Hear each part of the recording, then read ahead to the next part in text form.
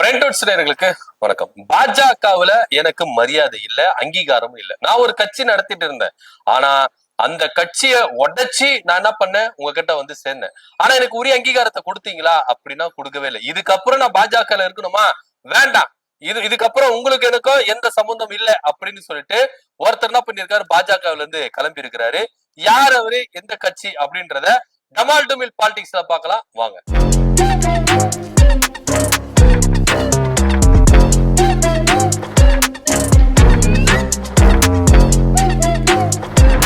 நடிகர் சரத்குமார் விஜயகாந்துக்கு அப்புறம் தென்னிந்திய நடிகர் சங்கத்துக்கு இவர் தலைவராகிறார். அதுக்கப்புறம் திமுகவுல பயணிக்கிறாரு, திமுகவுக்கு பிரச்சாரங்கள் மேற்கொள்றாரு, எம்எல்ஏவும் எம்பி ஆகிறாரு. அதுக்கப்புறம் சமத்துவ மக்கள் கட்சி அப்படின்ற ஒரு கட்சி ஆரம்பித்து திமுக கூட கூட்டணி வைக்கிறாரு, அதிமுக கூட கூட்டணி வைக்கிறாரு. அதுக்கப்புறம் தனித்தும் என்ன பண்றாரு, களம் காண்கிறாரு. இப்படி தமிழ்நாட்டுல இவரும் கட்சி நடத்துறாருப்பா அப்படின்னு சொல்லிட்டு ஒரு பேர் நாடார்கள் மத்தியில சமத்துவ மக்கள் கட்சி அப்படின்ற ஒரு வாக்கு வங்கி ரொம்ப இவருக்கு ஸ்ட்ராங்கா இருக்கு. இதன் அடிப்படையிலேயே அதிமுக திமுக அப்படின்ற ஒரு கூட்டணிக்கு இவர் என்ன பண்றாரு, மாறி மாறி பயணிக்கிறார். இதனிடையில சமத்துவ மக்கள் அப்படின்ற ஒரு கட்சியில இருந்து நிறைய பேர் பிரிஞ்சு போறாங்க. எர்ணாவூர் நாராயணன் அப்படின்றவர்கள் அவங்களாம் வந்து என்ன பண்றாங்க, தனியா ஒரு கட்சி ஆரம்பிக்கிறாங்க. அதுக்கப்புறம் கட்சியில ஒரு தனித்துவமான இடத்தை சமத்துவ மக்கள் கட்சி பிடித்ததா அப்படின்னா பிடிக்கவே இல்லை. இது நாளடைவுல எப்படி போகுது அப்படின்னு பாத்தீங்கன்னா, பாஜக அப்படின்னு ஒரு கட்சி கூட சமத்துவ மக்கள் கட்சியை என்ன பண்றாரு, பிரிச்சு, அதாவது அந்த சமத்துவ கட்சியை கலைச்சிட்டு பாஜக இணைறாரு. ஓவர் நைட்லயே நடிகர் சரத்குமார் அவர்கள் ராதிகா கிட்ட நான் என்ன பண்ணேன், என் மனைவி கிட்ட கேட்டேன், இது மாதிரி கட்சியை கலைச்சிட்டு நான் இணையலான் இருக்கேன் அப்படின்னு சொல்லிட்டு கேட்டேன். உடனே அவங்க உங்க விருப்பத்தைப்படி செய்யுங்க அப்படின்னு சொல்லியிருக்காங்க. அதாவது ஒரு கட்சிக்கு நீங்க தலைவரா இருக்கீங்க, உங்களுக்குன்னு ஒரு கட்சி இருக்கு, அதுக்குன்னு சில பொதுக்குழு உறுப்பினர், செயற்குழு உறுப்பினர், உயர்நிலை மட்ட உறுப்பினர்கள் எல்லாரும் இருப்பாங்க. இவங்க கேட்ட கூடி ஆலோசிச்சு இந்த முடிவு எடுக்காம தன்னுடைய மனைவி கிட்ட இந்த முடிவை எடுத்துட்டு சொல்லிட்டு இதை உடனே இணைக்கிறாருன்னா பெரும் அதிர்ச்சி. சமத்துவ மக்கள் கட்சியில இருக்கிற நிர்வாகிகள், மாவட்ட செயலாளர்கள்லாம் பயங்கர அதிர்ச்சி. என்னப்பா இந்த மாதிரி பாஜக கூட போய் இணைஞ்சிட்டாரு அப்படின்னு. அப்போ நிறைய பேர் என்ன பண்ணாங்கன்னா, பிரிஞ்சு அதிமுக திமுக போன்ற கட்சியில தங்களை இணைத்துக்கிட்டாங்க. ஆனா சரத்குமார் அப்படின்னு சொல்லிட்டு சில ஆதரவாளர் இருப்பாங்கல்ல, அவங்களுக்குன்னு இவர் என்ன பண்றாரு, ஒரு சில தொகுதிகளை வாங்கி சீட்டுகளை கொடுத்து பாஜகவுல நம்ம எப்படியாச்சும் முன்னேறி வரணும் அப்படின்னு சொல்லிட்டு இவரு என்ன பண்றாரு, பாஜகவுல போய் இணைறாரு. ஆனா பாஜகவுல ஆரம்பத்துல இவர் எதிர்பார்த்த பதவி தலைவர் பதவி கொடுக்குறாங்க. ஏன்னா நம்ம ஒரு கட்சிக்கு தலைவரா இருந்திருக்கோம்,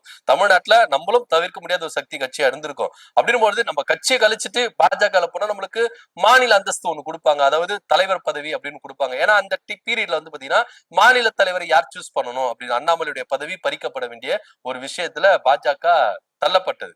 சோ அப்படி இருக்கும்போது நிறைய பேர் ரேஸ்ல இருந்தாங்க. ஒரு பக்கம் வானதி சீனிவாசன், தமிழிசை சவுந்தரராஜன், சரத்குமார் அவர்கள், இன்னொரு பக்கம் நம்ம விஜயதரணி அக்கா, அவங்க எல்லாம் வந்து பாத்தீங்கன்னா காங்கிரஸ்ல இருந்து கரண்ட் எம்எல்ஏ, தொடர்ந்து 3 வாட்டி அவங்க என்ன பண்ணிருக்காங்க, விளவங்கோடு தொகுதியில நின்று ஜெயிச்சிருக்காங்க காங்கிரஸ் சார்பா. அவங்க என்ன பண்ணாங்கன்னா, எனக்கு பதவியே வேண்டாம் அப்படின்னு சொல்லிட்டு எல்லாம் உதறி வந்தவங்க. அவங்க நினைச்சிருக்க மாட்டாங்களா, கரண்ட் எம்எல்ஏ நான் விட்டுட்டு என்ன பண்ற வரம்பா, எனக்குன்னு ஒரு செல்வாக்கு இருந்தது. அதுக்கப்புறம் விளவங்கோடுல விஜயதரணி அக்காவுடைய செல்வாக்கு குறைய ஆரம்பிச்சிருச்சு. ஏன் கட்சியிலேயே அவங்க பெருசா அறியப்படல.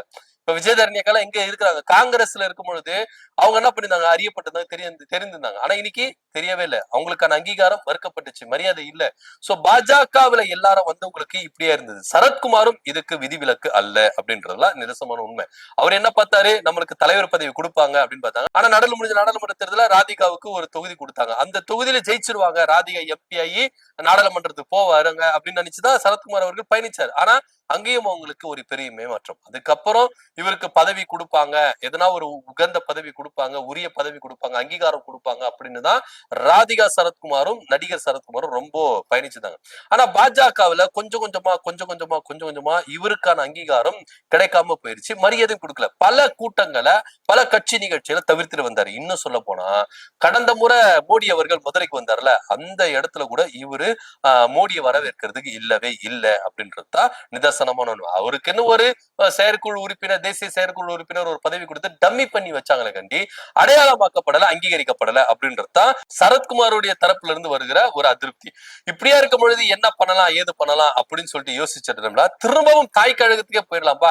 நம்ம எங்க இருந்து ஆரம்பிச்சோம், திமுக இருந்தாலும் ஆரம்பிச்சோம், இப்ப திமுகவுக்கே போயிடலாம் அப்படின்னு சொல்லிட்டு திமுக பக்கம் தாவறதுக்கான வாய்ப்புகள் அதிகமா இருக்கு அப்படின்னு பேசப்பட்டது. பாஜகவுல எனக்கு சீட்டு வேண்டாம், நான் கட்சியில நிக்கல, நான் தேர்தல நிக்கல, எனக்கு சீட்டு வேண்டாம், என்னுடைய ஆதரவாளர்களுக்கு சீட்டு கொடுங்க, என்னையே நம்பி வந்திருக்கிறாங்க, நாங்க ஒரு கட்சியினே மாநிலத்துல நாங்க என்ன பண்ணிருந்தோம் பயணிச்சிருந்தோம், ஆனா அந்த கட்சியை கழிச்சிட்டு என்ன நம்பியே வந்திருக்கிறாங்க, அவங்களுக்கு சீட்டு கொடுங்க அப்படின்னு சொல்லிட்டு எந்த அளவுக்கு முட்டி மோதணுமோ அந்த அளவுக்கு என்ன பண்ணாரு சரத்குமார் முட்டி மோதி பார்த்திருக்கிறார். ஆனா பாஜகவிலே இங்க நிறைய பிரச்சனை இருக்கு. ஒரு பக்கம் எச் ராஜா ஆதரவாளர்கள், அண்ணாமலை ஆதரவாளர்கள், நயினார் நாகேந்திரன் ஆதரவாளர்கள், அதே போல தமிழிசை சவுந்தரராஜன் உட்கட்சி முதல் அங்க வெடிச்சிருக்கு. யாருக்கு எத்தனை சீட்டுன்னு கொடுக்கணும், இதுல வேற நீங்க வேற வந்துட்டீங்க, கொஞ்சம் ஓரம் போங்க சார் அப்படின்னு சொல்லிட்டு சரத்குமார் அவர்களை ஓரம் கட்டி வச்சிருந்தாங்க. ஆனா பொறுத்து பொறுத்து பார்த்திருந்தாரு. இதுக்கப்புறமும் பாஜகவுல பயணிச்சிருந்தா நமக்கான வேலைகள் நடக்காது, நமக்கான அங்கீகாரம் கிடைக்காது, நமக்கான மரியாதை கிடைக்காது அப்படின்னு சொல்லிதான் பாஜகவில இருந்து விலகி திமுக பக்கம் போக போறதா ஒரு அதிரடியான தகவல் இருக்கு. உண்மையிலேயே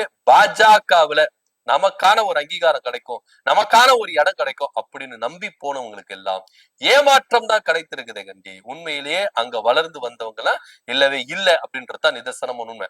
பாஜகவிலேயே ஊறி பாஜகவிலேயே வளர்ந்தவங்களுக்கு தான் அங்க அங்கீகாரம் கிடைக்குது கண்டி, மத்தவங்களுக்கு அங்கீகாரம் கிடைக்கல. விஜயதரணியா இருக்கட்டும், சரத்குமார் இருக்கட்டும், யாரா இருந்தாலும் இதுதான் நிலைமை அப்படின்றதுதான் நிதர்சனமான உண்மை. இன்னைக்கு விஜயதரணி அக்கா எப்ப நம்ம காங்கிரஸ்லயே இருந்திருக்கலாமோ அப்படின்னு யோசிக்கிற அளவுக்கு போயிட்டாங்க.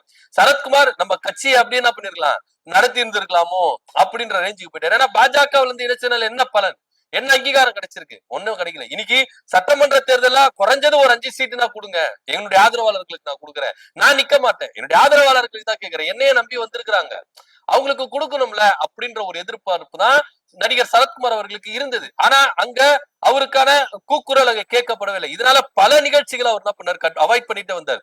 மோடி அவர்களை வரவேற்கிறது கூட வரல அப்படின்றதுதான் நிதர்சனமான உண்மை. இன்னைக்கு திமுக பக்கம் போகிறாரு, ஏன்னா எல்லாருமே இன்னைக்கு திமுக பக்கம் தான் போறாங்க. ஏன்னா ஜெயிக்கிற கூட்டணி அதுதான்ப்பா. பாஜக கூட இருந்து நம்ம எத்தனை தொகுதி கொடுத்தாலும், ஒரு தொகுதி கொடுத்தாலும் அதுல நம்ம ஜெயிக்க முடியாதுன்றது கன்ஃபார்மா தெரிஞ்சு போயிடுச்சு.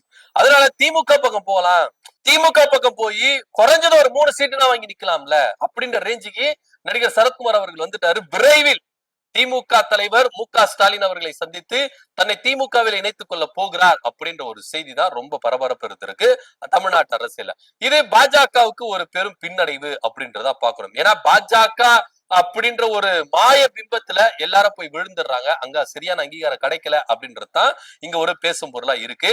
இவ்வளவு ஏன் கடந்த முதலமைச்சர் மு.க. ஸ்டாலின் அவருடைய பிறந்த நாளுக்கு கூட நடிகர் சரத்குமார் அவர்களும் ராதிகா சரத்குமார் அவர்களும் சந்தித்து வாழ்த்து தெரிவித்தாங்க அப்படின்ற ஒரு தகவலும் இங்க சொல்லப்படுது. இப்படியா இருக்கும் பொழுதுதான் பாஜகவை நம்பி போனா நம்மளுக்கு ஏமாற்றம் தான் மிஞ்சும் அப்படின்றதுல எந்தவித மாற்று கருத்து இல்லை அப்படின்றதுக்கு நடிகர் சரத்குமார் அவர்களும் ஒரு சிறந்த உதாரணம் அப்படின்னு தான் பார்க்கப்படணும். தனக்கான ஒரு அங்கீகாரம் கிடைக்கும், ஒரு இடம் கிடைக்கும் அப்படின்னு சொல்லிட்டுதான் சொந்த கட்சியே கலைச்சிட்டு என்ன பண்ணாரு, பாஜகவுல போய் சேர்ந்தாரு. போய் சேர்ந்ததுல அவருக்கு பெரும் ஏமாற்றம் தான் அப்படின்றதுல எந்தவித மாற்று கருத்து இல்ல. இன்னைக்கு பாஜகவில இருந்து திரும்பவும் தாய் கழகமான திமுக வந்து சேர போறதா ஒரு தகவல் இருக்கு. இதை பத்தியோட கருத்து அப்படி கமெண்ட் பண்ணுங்க. நன்றி, வணக்கம்.